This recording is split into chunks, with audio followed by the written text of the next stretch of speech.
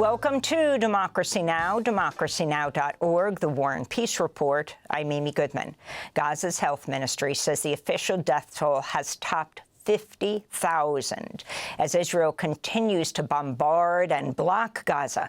But it's widely believed the actual death toll is far higher. On Sunday, Israeli forces bombed a surgical unit at Nasser Hospital in Khan Yunis, the largest functioning hospital in Gaza. The attack killed 2 people, including Ismail Bahoum, a member of Hamas's political bureau. Hamas said he was at the hospital for treatment for injuries suffered in an earlier Israeli strike. A 16-year-old boy was also killed in the hospital attack. The American trauma surgeon, Feroz Sidwa, was at Nasser Hospital at the time of the attack and said the teenager killed was his patient. You know, I've certainly never had a patient injured in an explosion, brought to the hospital, taken care of, doing well, ready to go home, and then blown up in his hospital bed. That's a first. And that should be what we call in medicine a never event. That's not really supposed to happen. I can't emphasize enough, it just doesn't matter who is in the hospital. It's not legal to blow it up. It's not legal to kill people in here. It's not legal to attack people in here. It's not ethical. It's completely crazy. To see our interviews with Dr. Feroz Sidwa, you can go to democracynow.org. In a separate strike, Israel blew up the Turkish Friendship Hospital, Gaza's only specialized cancer hospital. The hospital had been closed since November 2023 due to Israeli attacks. At one point, Israeli troops had turned the hospital into a military outpost. The Turkish Ministry of Foreign Affairs condemned the bombing, saying it was, quote, part of Israel's policy aimed at rendering Gaza uninhabitable and forcibly displacing the Palestinian people, unquote. In other news on Gaza, Israel's Security Cabinet has approved forming what it calls a, quote, voluntary immigration bureau in Gaza, as Israel and the United States push for the ethnic cleansing of Gaza. In Turkey, a court has formally arrested opposition leader, the Istanbul mayor, Ekrem İmamoğlu, days after he was detained on corruption charges. İmamoğlu is President Recep Tayyip Erdogan's biggest rival, seen by many as the best chance of ending Erdogan's long-standing autocratic rule. Following the news, tens of thousands of protesters took to the streets of Istanbul, where they met with pepper spray and tear gas by police. Over 300 people have been arrested in demonstrations in recent days. Ahead of his arrest, Istanbul University revoked İmamoğlu's degree, a move which bars him from running for president.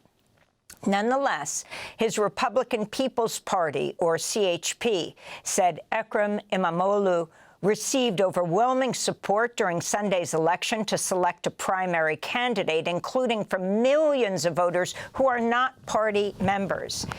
PHP leader Özgür Özel addressed Sunday's rally in Istanbul.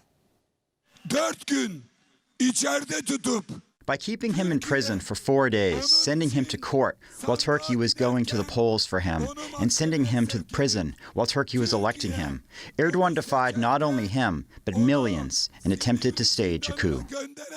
Meanwhile, X, the social media platform owned by Elon Musk, has suspended a number of accounts belonging to opposition activists and academics in Turkey.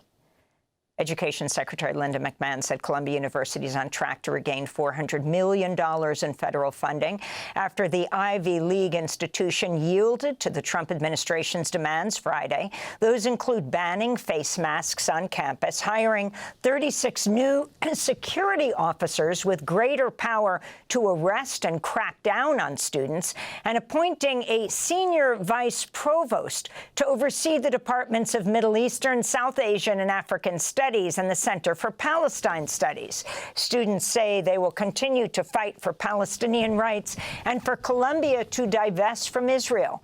Free speech experts are sounding the alarm. This is Donna Lieberman, Executive Director of the New York Civil Liberties Union.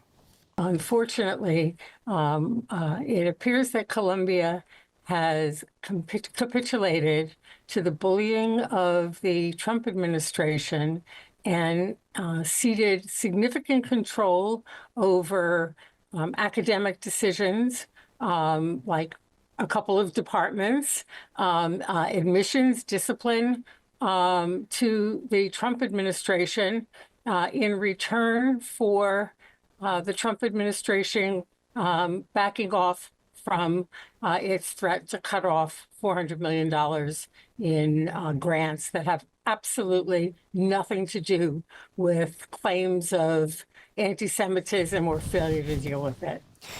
Columbia University students are returning to classes today after spring break. We'll have more on this story later in the broadcast. We'll speak with former Columbia Law School professor Catherine Franke. On Friday night, President Trump issued a memo directing the Attorney General Pam Bondi and Homeland Security Secretary Kristi Noem to punish law firms and lawyers who file what the administration views as frivolous or unreasonable lawsuits against the federal government. The memo is widely seen as a way to target immigration lawyers. Former Justice Department official Vanita Gupta said the memo, quote, attacks the very foundations of our legal system by threatening and intimidating litigants who aim to hold our government accountable to the law and the Constitution, she said. Meanwhile, a court battle continues over Trump's use of the Alien Enemies Act to transfer over 130 Venezuelan men from the United States to an El Salvadoran supermax prison after they were accused of being gang members. An appeals court will hear oral arguments today on the case. On Friday, U.S. District Judge James Boasberg called Trump's use of the law to be incredibly troublesome and problematic. The Trump administration's appealing Boasberg's decision to halt flights under the Alien Enemies Act. The Trump administration's announced plans to revoke temporary immigration protections for more than 530,000 people from Cuba, Haiti, Nicaragua, and Venezuela that were granted under a Biden-era humanitarian parole initiative known as CHNV. In other immigration news, the Washington Post is reporting the IRS is close to agreeing to a deal to give addresses and other personal information about suspected undocumented immigrants to the Department of Homeland Security. One former IRS official told the Post, quote, it's a complete betrayal of 30 years of the government telling immigrants to file their taxes. In other related news, DHS has shut down 3 internal watchdog agencies that advocated for immigrants, including the Office for Civil Rights and Civil Liberties. A federal judge Friday blocked Immigration and Customs Enforcement, ICE, from deporting Jeanette Vizqueta, a well-known immigrant rights activist, mother of 4, who was detained in Denver last Monday. U.S. Judge Nina Wang's order also prevents federal authorities from transferring Vizqueta out of Colorado and gave the government a deadline of today to demonstrate why Jeanette Vizqueta should not be released. The head of the U.S. Social Security Administration threatened Friday to shut down the agency, then backed down from the threat. Trump's head of Social Security, Leland Dudek, made the initial threat after a federal judge blocked Elon Musk's Doge from accessing Social Security records, which the judge likened to a fishing expedition. Meanwhile, Trump's Commerce Secretary, the billionaire Howard Lutnick, has sparked outrage after suggesting only fraudsters would complain if Social Security checks didn't go out on time. Social Security didn't send out their checks this month. My mother-in-law, who's 94, she wouldn't call and complain.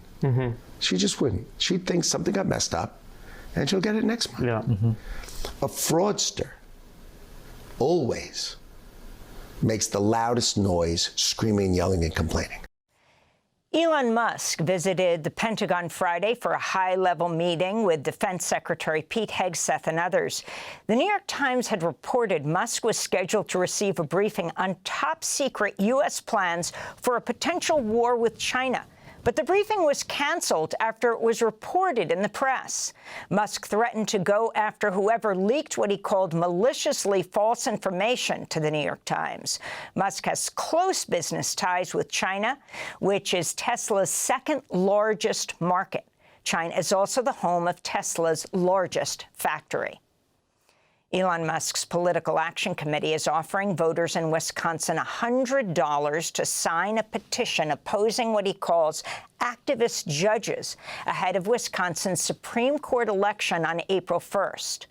Two Musk-backed groups have spent over $20 million on the race to support Republican Brad Schimmel over Democrat Susan Crawford.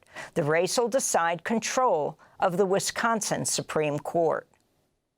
U.S. and Russian officials are holding talks in Saudi Arabia today, a day after the U.S. held negotiations with Ukraine. The talks are focused in part on a proposed pause to attacks on energy facilities between Russia and Ukraine, as well as securing a possible maritime ceasefire in the Black Sea. On Sunday, a Russian drone attack killed 7 people, including a 5-year-old child, in Kyiv. Meanwhile, Ukrainian drone attacks killed 2 people in Russia. Sudan's military has retaken control over most of central Khartoum over the weekend after soldiers seized the presidential palace in the capital Friday. By Sunday, the Sudanese army also captured the central bank and the headquarters of the National Intelligence Service. Analysts say it could be a major turning point in the devastating civil war between Sudanese forces and the Rapid Support Forces, which is nearing the 2-year mark and has created the world's largest humanitarian disaster. South African Ambassador Ibrahim Rasool returned home to a hero's welcome Sunday after being expelled from Washington. Secretary of State Marco Rubio recently declared Rasool to be persona non grata in the latest move taken by the Trump administration against South Africa. Speaking in Cape Town Sunday, Rasool criticized the Trump administration for cutting off aid to South Africa. We have tried to engage. We have been met with executive orders that cut our aid, cut PEPFAR, and now we sit with the idea that millions could be reinfected with HIV and AIDS. The research for the vaccine may not be one that could be completed. Those are the dangerous things that are happening and why we must mend our relationship or sit out the next 4 years. South African Ambassador Rasool has also said South Africa will resist pressure from the U.S. and other nations to drop its genocide case against Israel at the International Court of Justice. South Korea's Constitutional Court has dismissed the impeachment of Prime Minister Han Duck-soo Monday, reinstating him as acting president.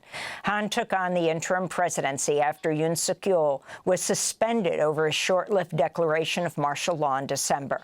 Han's been accused of complicity in the failed martial law attempt and of refusing to appoint judges to the Constitutional Court. A ruling on Yoon's fate is expected soon. Mass protests have taken place over Seoul streets amidst the deepening political turmoil. Canada's new Prime Minister, Mark Carney, called on Sunday for snap federal elections to be held April 28th. We are facing the most significant crisis of our lifetimes because of President Trump's unjustified trade actions and his threats to our sovereignty. Our response must be to build a strong economy and a more secure Canada. President Trump claims that Canada isn't a real country. He wants to break us so America can own us. We will not let that happen. Carney, a former central banker with little political experience, is hoping to consolidate his Liberal Party's power after the popularity of the opposition Conservative Party soared during his predecessor, Prime Minister Justin Trudeau's final months in power. Greenland's prime minister has expressed outrage over what he called the Trump administration's highly aggressive plan to send Second Lady Usha Vance, National Security Advisor Michael Waltz, and Energy Secretary Chris Wright to Greenland this week. Over the past 2 months, President Trump has repeatedly threatened to take control of Greenland, quote, one way or another. And on Friday, an estimated 34,000 people gathered in Denver, Colorado for a massive rally to hear Senator Bernie Sanders of Vermont and Congressmember Alexandria Ocasio-Cortez of New York as part of their Fighting Oligarchy tour.